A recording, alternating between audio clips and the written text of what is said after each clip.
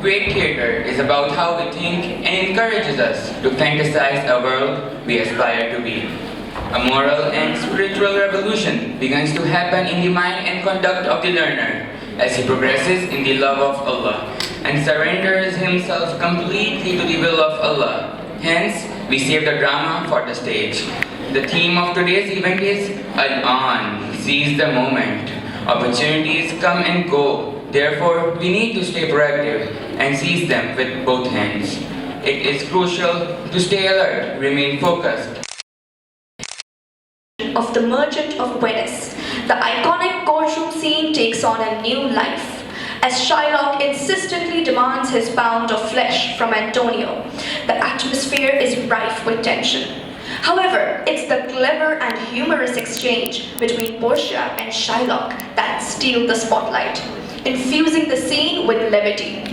This witty banter not only lightens the mood, but also brings a unique balance to the play's profound themes of justice and mercy. Through this inventive twist, Shakespeare's timeless tale is reimagined, offering audiences an engaging and amusing perspective on the classic story. Alrighty folks, gather round and let me fill you in on the antiques that went down before we found ourselves in this hilarious courtroom showdown. So, picture this. We've got our main man, Antonio, a merchant with more ships than you can count, but apparently not enough luck to keep him all afloat. Bassanio, his trusty sidekick with a knack for borrowing cash faster than you can say loan shark. Oh, and then there's Shylock, the local moneylender with a heart colder than a polar bear's paw. Now, let's dive into the thick of it. Antonio, desperate for some quick moolah, strikes a deal with Shylock, not realizing that this moneylender has a penchant for theatrical collateral. Shylock, seeing an opportunity to settle a score and spice up his investment portfolio, proposes the infamous pound of flesh bond. Yup, you heard that right. A pound of flesh. It's like getting a mortgage with a side of swordplay. Bassanio, the romantic dreamer, who set his eyes on the dazzling Portia.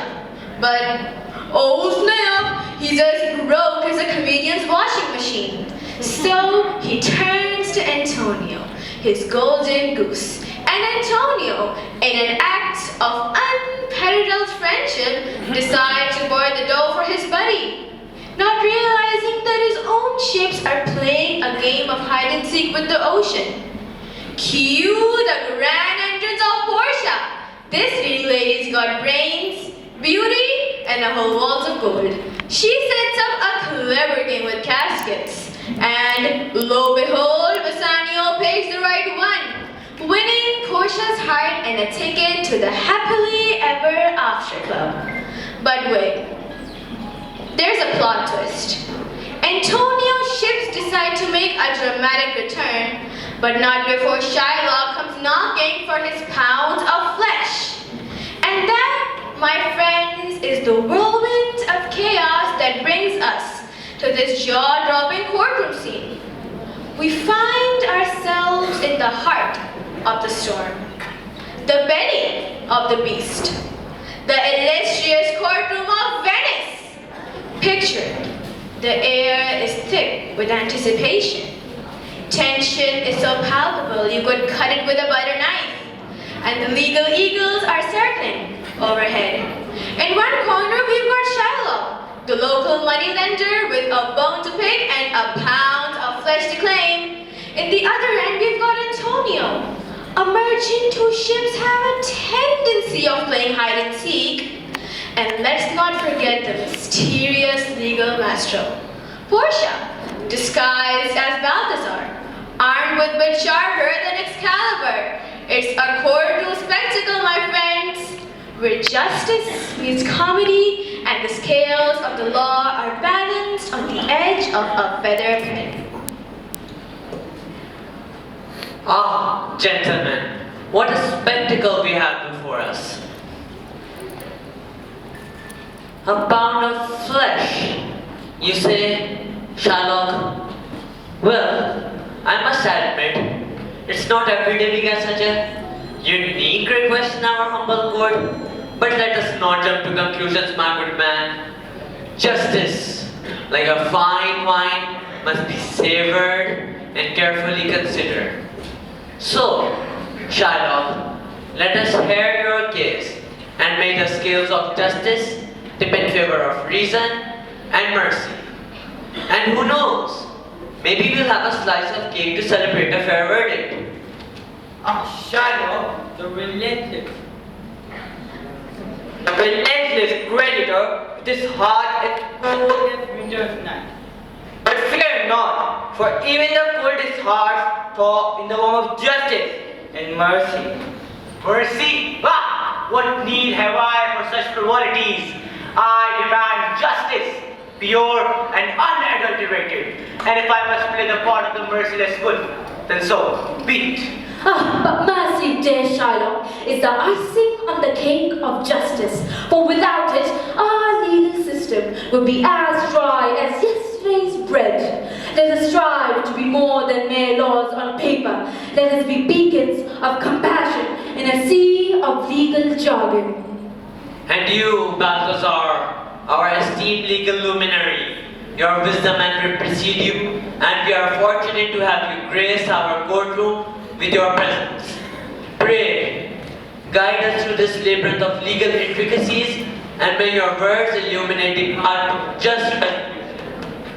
And if you happen to have a joke or two up your sleeve, I'm sure it wouldn't hurt to lighten the mood a bit. Ladies and gentlemen of the court, gather round and witness the spectacle of legal shenanigans. Here we have Shylock, the man with a nose for business, and Antonio, the man who's about to lose his shirt. Oh, the drama, the suspense, the overacting. But fear not, fair citizens, for Balthazar, the legal eagle, is here to untangle this mess. Shylock, my dear chap, I must say, your taste in collateral is rather unconventional. A pound of flesh, you say? Quite the appetite you have there, my friend. Behold your horses, my good man, for in the fine print of our legal buffet, it seems we're fresh out of flesh, and all we have left is a plate of humble pie. Antonio, my dear friend, with friends like these, who needs creditors? For in the game of loans, sometimes you win, sometimes you lose, and sometimes you end up in court with a man brandishing a sharpened quill. So let's cut to the chase, shall we? Shylock, you want flesh. Antonio's got flesh. And I've got a sneaking suspicion that none of us are going to come out of this smelling like roses. So let the show begin. The stage is set, and the pound of flesh is on the menu. Bon appetit, my friends, bon appetit. Enough jesting, Balthazar. I demand my pound of flesh, and I demand it now. Oh, Shylock, my good man, your timing is impeccable as always. But must we be so hasty? After all, demanding a pound of flesh is a bit like trying to fit an elephant into a matchbox. It's just not practical. Well.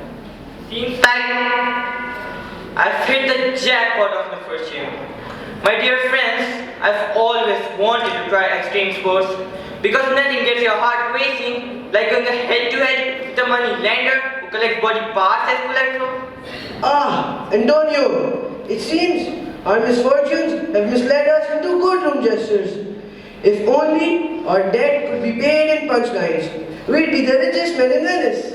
Antonio, my dear friend, let us remember that the true measure of wealth lies not in coin, but in the bonds of friendship and goodwill.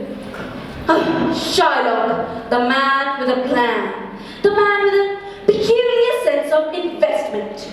But beware, my friend, for in this court of law, the ink of justice flows freely, and your pound of flesh may just end up being a pound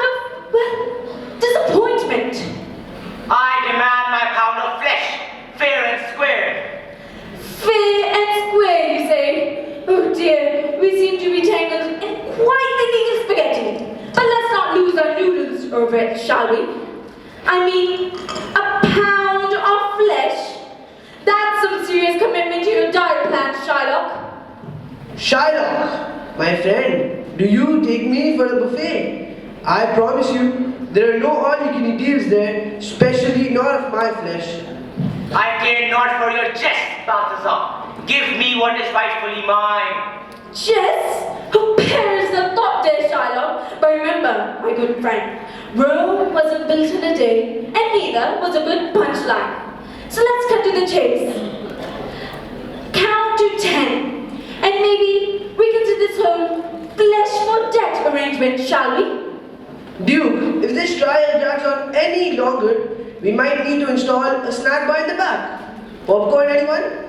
I hope they've got something stronger than coffee at the concession stand. This trial is giving me a heartburn. Hold your horses, dear Shylock, before you go wage at that blade like a madman at a meat market. Let's review the terms of this peculiar bond, shall we? Hey, do you think Shylock's gonna reward Scar from that night show? He could probably get some good deals. Ah, but the devil is in the details, my friend. And according to the fine print, a drop of blood could spell doom for our dear moneylender here. Blood? What blood? I'm just here for the flesh. Thank you very much. For I have a steady hand and a keen eye. Not a drop of flesh shall touch the ground. Shylock, your words cut sharper than any blade. Let us proceed with civility, shall we? You know, I read somewhere that a drop of blood was a popular cocktail at the tavern on the street. Wonder if they got the recipe from this trial. I told you we should have paid more attention in legal drafting class. Now we're stuck, striving contracts like we're solving riddles. Ah, but Shylock, there's more to this legal tenure than meets the eye. Let us not forget the laws of Venice, which are as strict as a schoolmarm with a ruler. I bet the schoolmarm wishes she had a try to declare recess. I'll give my left arm for a 5-minute break right about now. Gentlemen, if you could kindly seize your banter for a moment, we're in the midst of a court proceeding, not a tavern brawl. Ah, but there's a catch, dear Shylock.